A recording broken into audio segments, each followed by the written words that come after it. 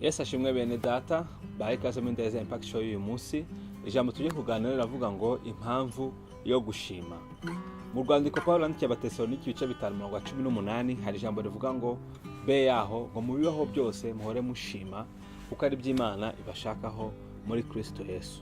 Mu bibaho byose n'uvuga ngo mu byiza ndetse no mu bibi dukwiye gushima kubera ko nibwo bushake bw'Imana. Akenshi umuntu ahuye n'ibibazo, akenshi umuntu ahuye n'ibigeragezo ntago byoroha gushima, ahubwo ikintu gita kiza hanini ni agahinda, ikintu gita kiza hanini ni ukwitotomba, ikintu gita kiza hanini ni ukuganya ndetse no kubura ibyiringiro. Ariko bene data biratubwira ngo mu bibaho byose dushime kuko ari bwo bushake bw'Imana muri Kristo Yesu.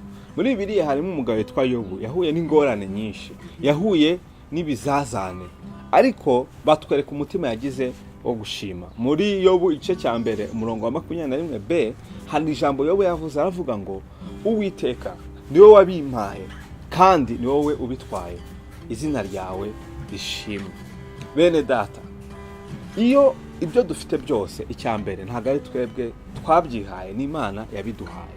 Kuba Imana ariyo yabiduhaye bijye bihora bitwutsa yuko iyo yonyine ari impamvu ikwiye gutuma duhora dushima Imana.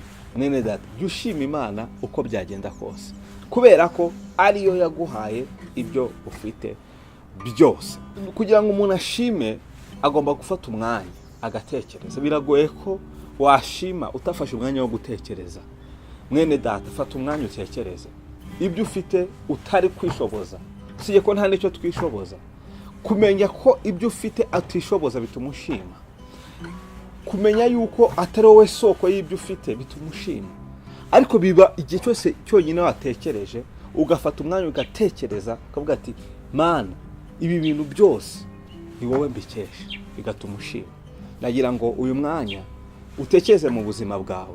Hari impamvu nyinshi zo gushima. Hari ibyo Imana yakoze ku buzima bwawe, hari byinshi Imana yakurokoye. Ariko kandi niba waba unafite n'ikibazo, itoze gushima no muri ibyo bihe kuko byerekana kwizera. Biratubwira ngo ntibishobora kutizera nezeza Imana.